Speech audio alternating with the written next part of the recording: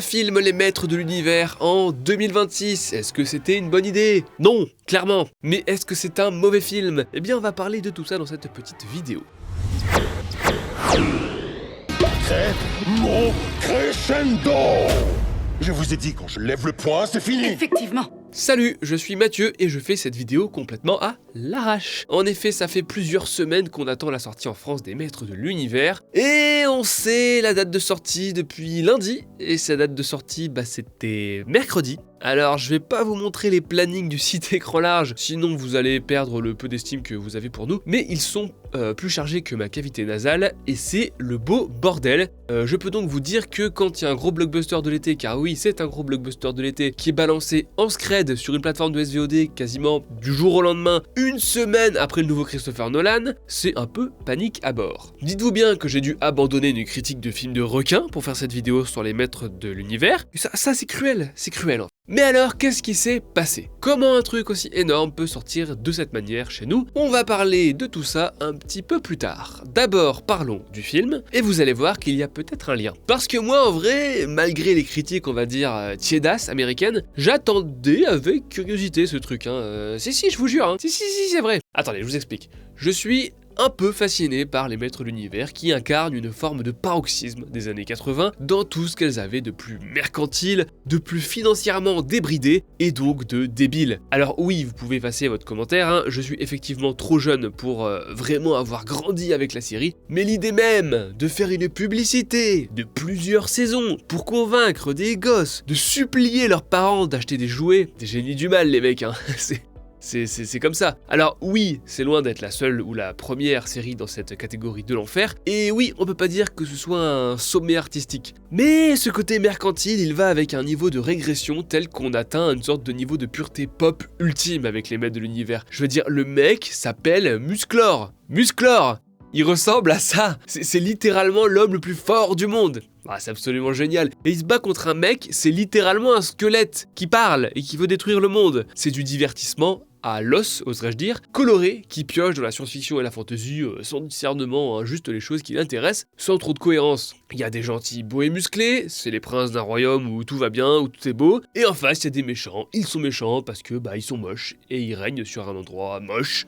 C'est le manichéisme de la culture grand public, mais sans les prétextes, sans l'habillage, sans le développement de personnages, sans la propagande militariste des G.I. Joe et compagnie, enfin pas trop, sans les chansons pourries de Jem et les hologrammes, c'est le niveau 0 du divertissement, mais dépouillé de toute complexité et de fait délicieusement kitsch. Et justement, cette adaptation avait l'air de préserver un peu ça, et donc d'éviter le piège tendu, celui de la rationalisation. Vous savez, quand les exécutifs hollywoodiens se disent « Tiens, on va adapter ce héros ou cette héroïne », ils sont hyper connus, ils vont nous rapporter plein de thunes. Ah oui, mais là c'est trop ridicule pour le public moderne, donc il faut moderniser, le rendre plus sombre, ajouter des enjeux. Alors quand ça marche, ça donne The Dark Knight, dont le succès les a effroyablement inspirés. Et quand ça marche pas, ça donne beaucoup d'autres choses.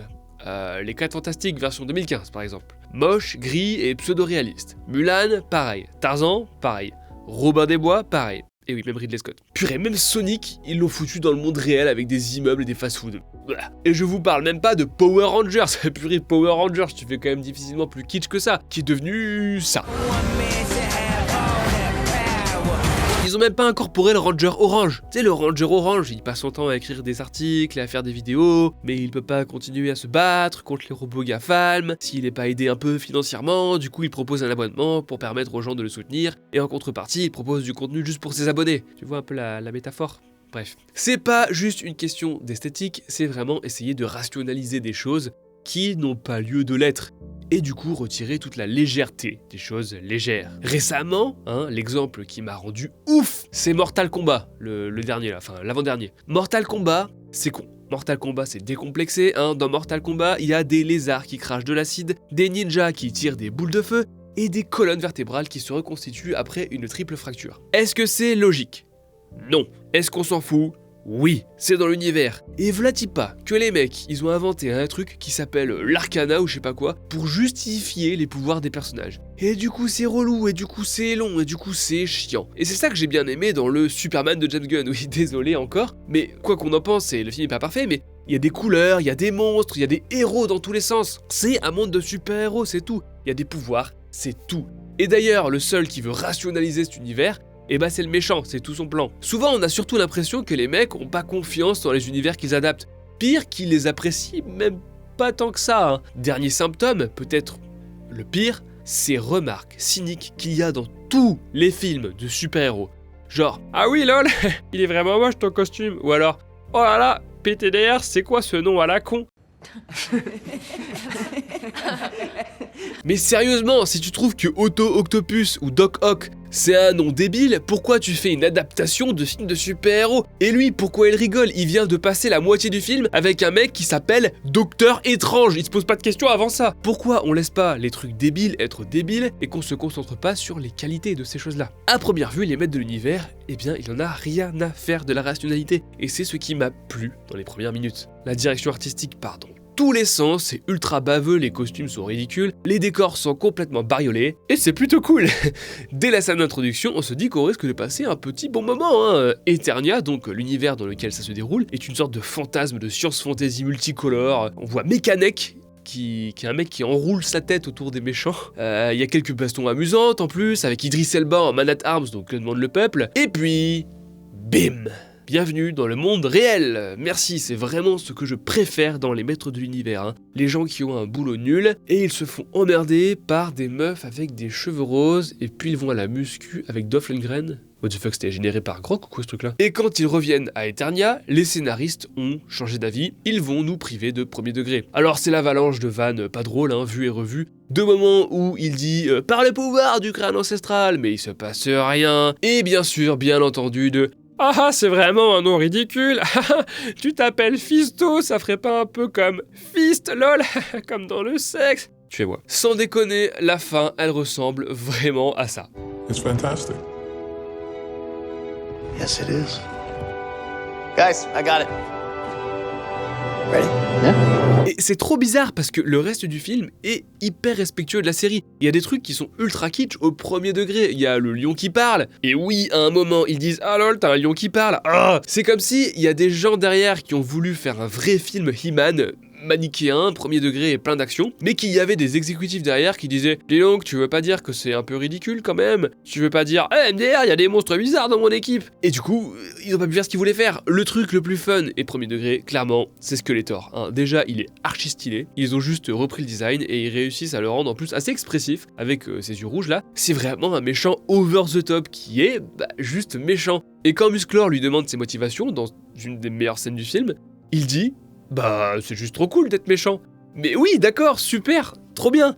Mais même ça, ils ont pas assumé jusqu'au bout. Ils ont chargé Démonia de commenter toutes ses répliques en mode bon, il est un peu chelou le mec squelette là, non? Mais pourquoi? Restent donc quelques scènes d'action parfois sympathiques, hein, notamment à la fin, mais qui encore une fois auraient pu être franchement plus généreuses et plus fun si le film ne devait pas se justifier à chaque minute qui passe. Et on touche là le principal problème de ce film, il ne sait pas sur quel pied danser. Soit tu mises tout sur le second degré et tu fais une parodie des maîtres de l'univers, il y a de quoi faire. Au moins tu assumes une direction artistique claire, et donc c'est l'occasion, hein, pourquoi pas, d'évoquer de manière un peu méta le côté mercantile de la saga, plutôt que de bêtement s'en moquer. Phil Lord et Chris Miller l'ont déjà fait, hein, et ça a fonctionné, donc franchement c'est possible. Soit tu mises tout sur ces décors colorés, sur tes personnages ultra kitsch, et tu fais un vrai film d'aventure premier degré, hein, avec des affrontements délirants, des héros ultra héroïques, et des explosions dans tous les sens. Cette version n'est vraiment ni l'une ni l'autre. Et c'est justement ce côté indécis qui a un peu maudit le projet depuis le début. Dès son annonce, ce maître de l'univers n'avait aucun argument, hein, outre la nostalgie de la marque. Et forcément, il s'est planté. Et quand je dis depuis le début, je dis pas il y a quelques années, hein, ça fait depuis 2007 qu'ils essayent de refaire un film à les maîtres de l'univers. Comme d'habitude avec ce genre de projet au long cours, un nombre incalculable de scénaristes ont été envisagés ou affiliés. Et pareil pour les réalisateurs, hein, en vrac je peux citer John Stevenson, John M. Chu, oui, le gars de Jem et les hologrammes. Oui bon, on l'a fait Wicked aussi, mais Jem et les hologrammes, le film, hein, c'est quelque chose. Jeff Wadlow, hein, qui vient de sortir un film de requin pas terrible du tout. Christopher Host, les frères Nee, et même David S. Goyer, hein, ouais, le scénariste de The Dark Knight. Clairement, ils ont eu du mal à se mettre d'accord sur comment adapter une série pareille, et c'est même pas le seul red flag ignoré par Amazon. Car le film à l'origine devait être distribué par Netflix, ce qui est logique car ils avaient produit les séries de Kevin Smith, hein, plutôt amusantes d'ailleurs. Mais en juillet 2023, ils ont jeté l'éponge. Ils ont abandonné le projet, alors que, selon Variety, 30 millions de dollars ont déjà été investis. Alors, une décision qui leur a clairement coûté cher, alors autant dire qu'ils avaient leur raison. Donc Amazon MGM a quand même pris un sacré risque en l'achetant ensuite. Le problème de ce film, c'est qu'il a un budget beaucoup trop gros, entre 170 et 200 millions de dollars, c'est le prix d'un film Marvel. Mais tous les signaux étaient dans le rouge, on peut pas dire que la franchise a déjà fait ses preuves au cinéma, je veux dire avant, la référence, c'était ça. Même Netflix, qui est capable de claquer 300 millions de dollars dans une merde comme The Electric State, il l'a lâché. Et aussi le casting, bon... Les plus grosses têtes d'affiche, c'est Idris Elba et Jared Leto, alias le baiser de la mort des franchises hollywoodiennes. Et j'aime bien Idris Elba, mais je pense pas que ce soit suffisant. Bref, il n'avait pas vraiment d'argument, et avec un budget pareil, il devait amasser une somme astronomique pour tenir le coup au box-office. Spoiler, ça n'est évidemment pas arrivé, Avec 113,5 millions de dollars de recettes, c'est quand même un crash financier d'anthologie, et franchement prévisible. Alors est-ce que c'est pour ça qu'on est privé de salles en France, et que le film est sorti tellement discrètement qu'on se demande s'ils veulent qu'on le voit? Bah c'est sûr que s'ils avaient anticipé le milliard de dollars au box-office, je pense qu'ils auraient vendu le truc à un distributeur français, comme ils font parfois, et on aurait eu droit au grand écran. Et peut-être que si le film avait eu meilleure presse aux États-Unis, la communication aurait été plus franche. Mais c'est aussi loin d'être la première fois qu'Amazon nous fait le coup. Cette année, par exemple, Crime 101 avait fini sur la plateforme. Certes annoncé un peu plus en avance, mais c'était quand même une grosse prod avec un gros casting diffusé dans plus de 3000 salles aux États-Unis, qui finissait en SVOD. Et il y a aussi eu Les Moutons Détectives, qui a fait un score assez moyen aussi aux US, mais qui a eu une réception critique très positive, mais qui a fini quand même en France sur Prime Video, au grand désarroi d'Antoine, qui l'a placé aux côtés de The Batman et Transformers 4 parmi les meilleurs films du 21e siècle, du monde même je pense. À chaque fois, c'est la même chose. On se dit tiens, il n'y a pas de sortie annoncée en France pour ce film, ça pue un peu. Et un beau jour, on reçoit un joli mail du service presse d'Amazon qui dit ah au fait, ce méga film là, il sera dispo cette semaine. Allez bise. Le cas des maîtres de l'univers est donc un peu extrême vu les enjeux, mais il est assez symptomatique. Ma théorie sur leur stratégie, elle est pas très originale. Ils misent beaucoup sur la SVOD et ils ne veulent pas risquer de se plier au délai imposé par la chronologie des médias, qui est aujourd'hui de 17 mois. S'ils l'avaient sorti en salle en France, ils auraient ajouté quelques millions, voire moins, au total de l'exploitation salle, et ils auraient dû attendre très longtemps pour le balancer sur les écrans d'accueil de toutes les applications Prime de France et de Navarre. Reste donc de ce film, finalement surtout oubliable, plusieurs scènes post-génériques à ajouter dans l'entrepôt des cliffhangers qui débouchent sur rien, il commence à être sacrément rempli cet entrepôt. Reste aussi l'espoir que cette fois-ci, les studios vont se rendre compte que ressusciter une franchise culte des années 80, ce n'est plus automatique. Maintenant, il faut des arguments, des points de vue artistiques, des approches spécifiques. Bref, pas se contenter d'une marque et de la nostalgie qu'elle peut susciter chez un public qui commence un peu à vieillir. Et oui, je suis désolé. Mais ne vous inquiétez pas, nous aussi on aime les années 80, la preuve avec la vidéo Dirty Dancing, dans laquelle Déborah explique que c'est un film peut-être un peu plus complexe qu'on pourrait le croire. Salut!